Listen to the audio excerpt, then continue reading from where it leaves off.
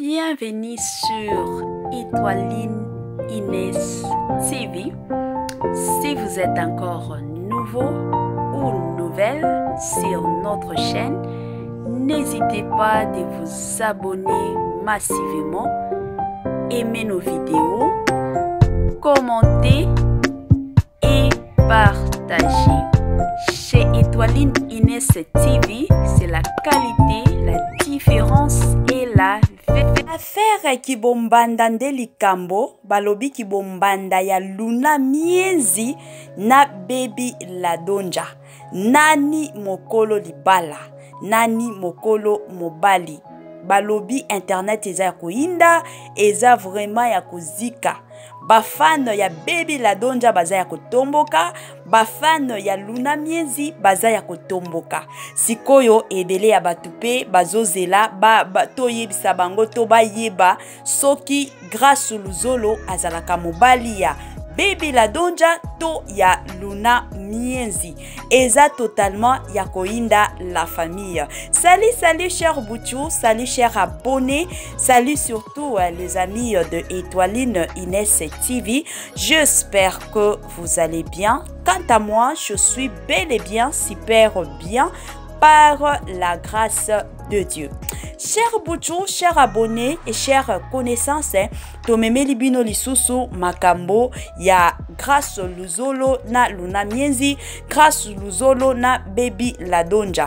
Il y a pas longtemps, presque 3 jours ou 4 jours, tosalaki émission bongo ebele ya batu, babenga kibiso, ebele ya batu pe batindela kibiso ba message normal na ba message ya WhatsApp pour na koyebisa biso ke non mobali azalakande grâce luzolo azalakande mobali ya Luna bamususu balobi grâce luzolo azalakande mobali ya Baby Ladonja. Yango lelo vraiment tokolo solo la lelo tokolobela lelo. Donc internet eza totalement ya kozika, internet eza totalement ya kobeba. Somo de likambo. Chers Bouchou, chers abonnés et chers connaissances, avant tokota vraiment na makambo na biso ya lelo kandenge zalaka na système a bien. Nazo senga nanu na ba fan nyonso ya Baby Ladonja, en tout cas bo s'abonner, bo commenter pe bo commenter na vidéo oyo bo pesa biso ba suggestion na bino kandenge zalaka na système a bien. To sengi pe na ba fan nyonso ya Luna Mienzi, moi si kitoko makasi to sengi pe na bino bon commenter si c'est la toute première fois ya kotala ya kokota na émission na biso kandenge zalaka bo commenter bo partager pe et kosala biso kitoko makasi. To sengi pe na ba fan nyonso ya grâce luzolo, en tout cas de partout oyo bokolanda biso, si c'est la toute première fois ya kokota na chaîne na biso, en tout cas bo kota bo s'abonner, bo commenter pe na vidéo et puis bo liker vidéo. En tout cas natie moi point sur point ya ko liker vidéo. En tout cas la famille bo liker vidéo soki ota la vidéo. En tout cas na osenga na bino bo liker vidéo pona kopesa kilo ya vidéo pona kopesa moi poids na vidéo elingaka esengelaka vraiment ba moi j'aime ezala totalement ebele esungaka mingi makasi. Alors la famille makambo memeli biso lelo makambo ya kibombanda, makambo oyo ezo sala somo na ba réseaux sociaux, ezo sala somo na internet et komi pe somo surtout na TikTok ebele ya batu baza ya kosilika, baza ya kotomboka. Sikoyo toyebi te mobali grâce tokopesa ye nani azala mobali ya Baby Ladonja to azala mobali ya Luna Mienzi. Donc eza vraiment ya somo makasi. Alors pour la grâce luzolo d'ailleurs to bandana nous na signification ya kombo na ye ya luzolo ebele ya batu bayebaka te. Wana tokoti vraiment na Congo central, wana tomoni penza ba Congo baza totalement ebele, topesi bino ba mbote makasi. Grâce luzolo azala mutu vraiment ya Congo central. Sikoyo signification ya luzolo e signifiaka amour, e signifiaka bolingo, e signifiaka love. Donc grâce luzolo azalaka totalement mobali moko ya bolingo makasi mobali moko ya love makasi donc yeso ki amikotisi na bolingo akotaka penza. Il est un homme totalement amoureux amoureux makasi wana tosengi vraiment na bakongo nyonso na système bien bo pesa biso mbote na kikongo biso pe tolingi toyekola bo se manifester na ba commentaire et ko sala biso oyo tolobaka chaque jour tokos makasi. Alors la famille makambo ya kibombanda oyo ezo sala terreur ezo sala rage ezo sala donc somo ezo indisa na ba réseaux sociaux kibombanda oyo ya Baby Ladonja na Luna Mienzi.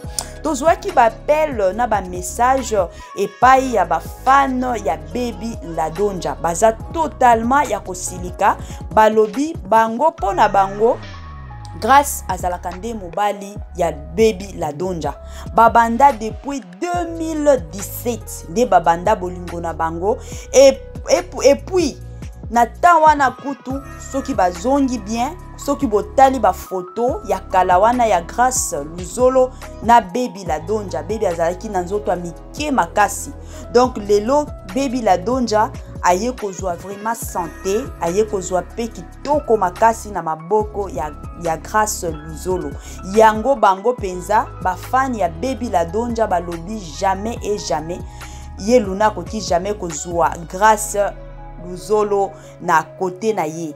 Donc grâce Luzolo qu'il plaît ou qu'il neige azalakande mobali ya Baby Ladonja wana penzande ba fan ya Baby Ladonja bazolo babandeko siko de mon côté na yebite na loba nini na bakisa nini to na longola nini donc ya kobakisa ezate ya kolongola pe ezate na opesa bino ka ba message ya ba fan ya Baby Ladonja. De l'autre côté pe tozwaki ba commentaire tozwaki pe ba message na ba appel concernant relation amoureuse ya Grace Luzolo na Luna Mienzi ebele ya batupe balobi te Grace Luzolo azande mobali ya Luna Mienzi kutu na minute oyo bazo se préparer babalana wana ba fan ya Luna Mienzi ba fan boza ba fan ya Luna Mienzi est-ce que boza soki boza en tout cas bo se manifester na ba commentaire na système ya bien balobi te yango bomona mikolo yo soki bokoti na ba TikTok ba video nyonso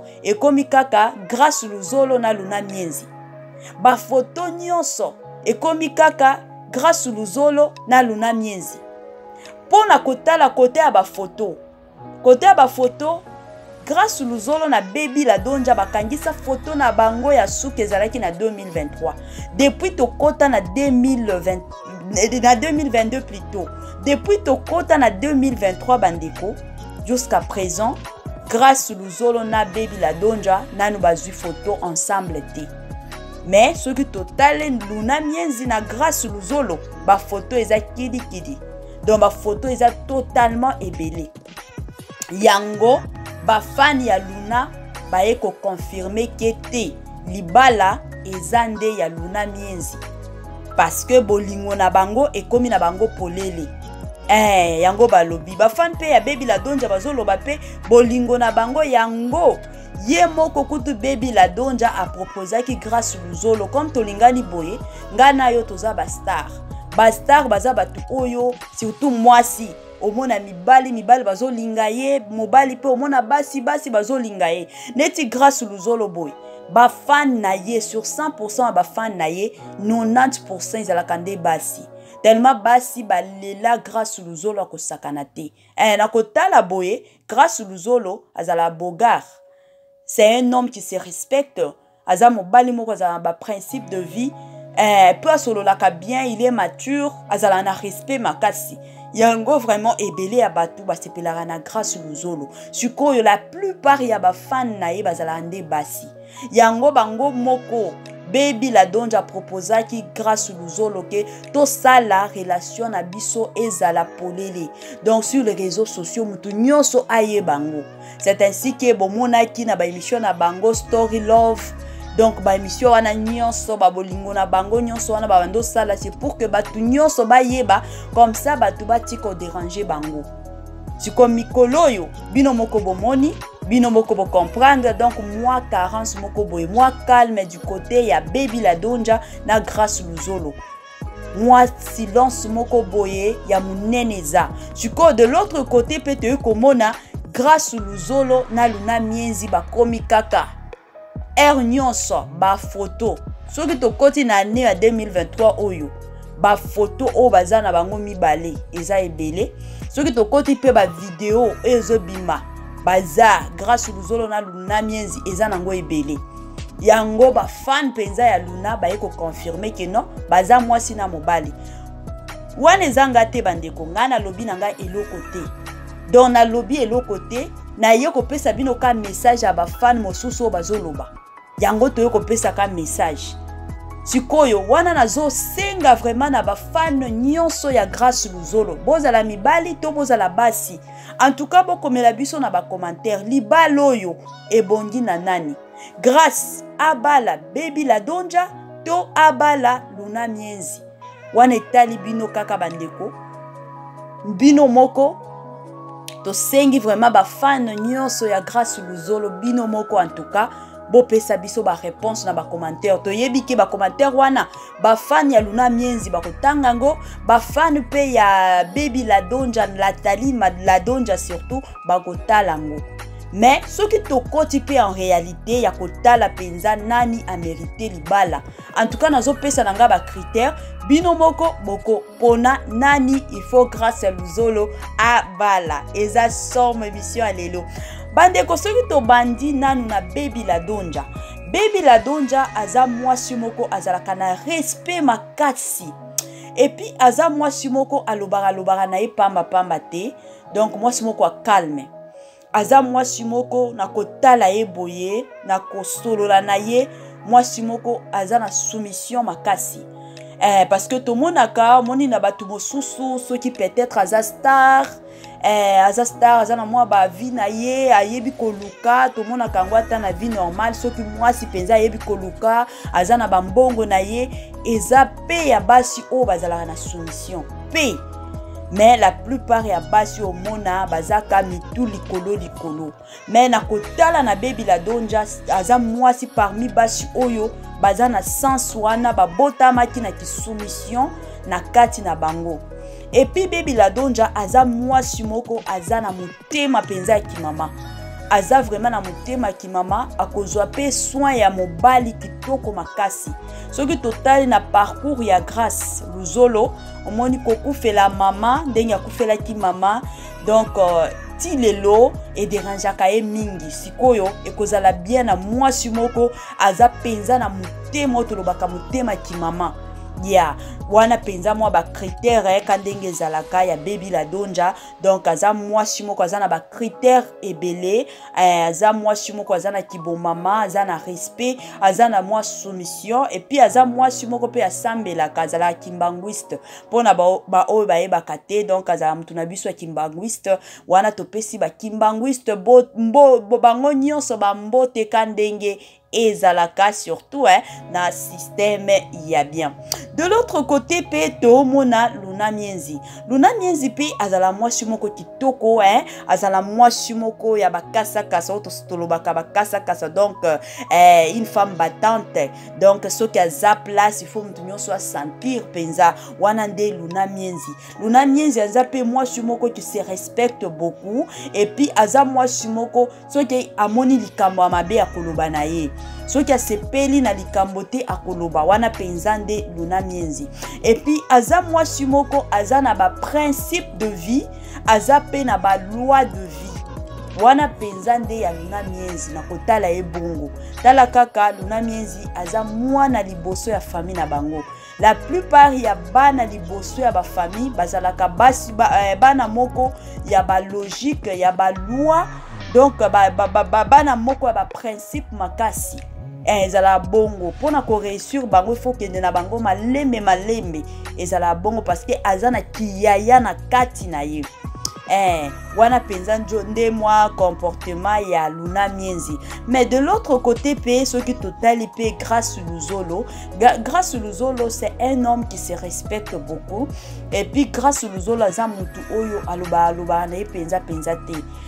préféraka na ye a garder calme na ye, a garder penza calme na ye ata soki mwa makambo eza alobi ka ekende ka bongo ekende ka ndenge ezokende wana penza nde grâce ya luzolo aza mutu moko aza na ba principe de vie aza na ba loi na ye aza na ba principe na ye sikoyo po avec Baby Ladonja bako travailler moi muke kandenge zalaka sur ba comportement na bango mais eko simba nango et puis ce que totali pe grâce luzolo ko bala pe Luna Mienzi plutôt en tout cas eko senga bango moi temps ba s'étudier ensemble donc ba s'étudier et puis parce que ba comportement na bango eza presque moko ba principe de vie ba loi donc ba logique déjà bato ba logique soki bokutani mibale logique na logique eza la somme wana kosenga bango moi temps ya ki fiançailles bino moko boyebi donc ki fiançailles eza la temps oyo bozo s'étudier soki sepeli na comportement mobali to sepeli na comportement mwasi wana bondimi kobalana pona grâce luzolo na Luna ekosenga bango mwa ki fiançailles wana soki ya ane moko soki ya 2 ans batala soki ekosimba mais koki kosimba nango parce que grâce luzolo aza mobali oyo azalaka compréhensif makasi aza penza compréhensif et puis aza mobali moko ya bolingo soki déjà mobali aza mobali oyo ya bolingo donc makambo na nyonso ta soki aza mobali moko ba principe na ba logique na ba loi de vie donc au monaka parce que aza mutu bolingo makambo nyonso e bando kendeka na bolingo donc pona basi nyonso mibale ekosimba nango donc choix vraiment eza na camp na ye eza pe na camp ya ba fan kandenge zalaka donc ba choix nyonso eza epa ya ba fan nyonso grâce luzolo en tout cas choix oyo eza pe na camp na bino parce que makambo komi somo ekomi somo ba mosusu bazosala ba émission pona koloba teke non mobali aza mobali nde ya Luna ba mosusu pe bakoti balobi te mobali aza nde mobali ya Baby ba mosusu kutu bazoloba ke non Luna ye azalaka na relation amoureuse na Ronel Kosi en tout cas biso to confirmer yango te parce que nanu to landeli makambo wana te tokoya jamais ko pesa bino ba information moko te ke non eza nango exact te to yebi te source ya makambo ezaki ndenge nini to eka to pesa ba information te wana penza pona ko confirmer relation ya Luna Mienzi na Ronel en tout cas to confirmer yango te parce que to yebi penza source te à moins que soki to lingi to kota to ke nozwela bino ba information wana nde to kokota mais na makambo nyonso eza pona ba fan nde batu balamusi makambo yo balobi ke non Luna Mienzi akomi mwasi ya grâce luzolo ba mosusu o Baby Ladonja bakabwana na grâce luzolo donc makambo eza un peu louche makambo eza un peu compliqué alors to sengi na bino ba fan ya grâce luzolo en tout cas bino boza neti ba élément neutre boya kokatela biso makambo yo bino penza nde boza mieux placé ya koya penza kokota makambo yo kokatango pe na système a bien ya passer ebele ya ba fan mikolo bakomi kobunda grâce luzolo olobi nini basi bazobundela yo awa encore et en plus bango nyonso mibale basi kitoko papa oponi nani tala ba pose ya yo na Luna de l'autre côté ce que totali pe ba photo ya na bino ya kala ya yo na Baby Ladonja to mona kape ba poster moi kitoko donc bimaka kitoko makasi siko na minute oyo papa olobi nini nani nde mwasi na yo nani nde okobala nani papa loba internet elingi eyoka internet penza eza wana elingi eyoka makambo nyonso elingi penza eyoka Luna Mienzi olobi nini grâce à ça ya yo Baby Ladonja olobi nini grâce à ça ya yo jusque là boza ka silencieuse mino mibale na Luna Mienzi na Baby Ladonja bozo loba te bozo yokana te grâce luzolo place aux arts yako répondre ba fan na yo awa olobi nini yo nde mobali ya Baby Ladonja to olingi na yo obala Luna olingi o rompre na Baby Ladonja parce que c'est connu de tout le monde ba te belé ba yebaka ke ozala mobali ya Baby Ladonja siko mikoloyo yako kitisa nanu mitema batu olobi nini papa grâce papa Grâce Luzolo muto bolingo makasi Grâce Luzolo azala kitoko makasi azala pe propre pona batu oyo bazwi chance ya komona ndako penza ya Grâce Luzolo donc eza ndako moko ezala propre makasi ye mutu kutu atoshonaka ndako na ye wana ye mutu asinikaka basani bazungu ye mutu alambaka pona ye moko azala teke o nakendo kosomba biloko soki na teka we soki wapi te ye moko penza zwaka temps ya kolamba azwaka penza moni jour akobala jour ke Grâce Luzolo akobala penza mwasi na ye akosouffrir mingi te parce que aza déjà mobali oyo ayebi makambo nyonso ayebi kotorshone ndako ayebi konika basani ayebi konika bilamba ayebi korepase ayebi kolamba donc ata soki mwasi aboti mwasi akende nanu epana bango boye te ye moko kozwa charge pe soin ya mwasi na ye wana to encourager yo vraiment tonton Grâce Luzolo continuer ka bongo nde ezalaka boye nde ezalaka donc en tout cas eza totalement kitoko makasi d'encourager yo kaka na système moko ya bien. Cher Bouchou, cher abonné, cher connaissance tokomi vraiment na suka ya émission na biso kandenge ezalaka bobo sanate ko commenter bobo sanate ko aimer vidéo pe ko partager. Bye bye la famille et à la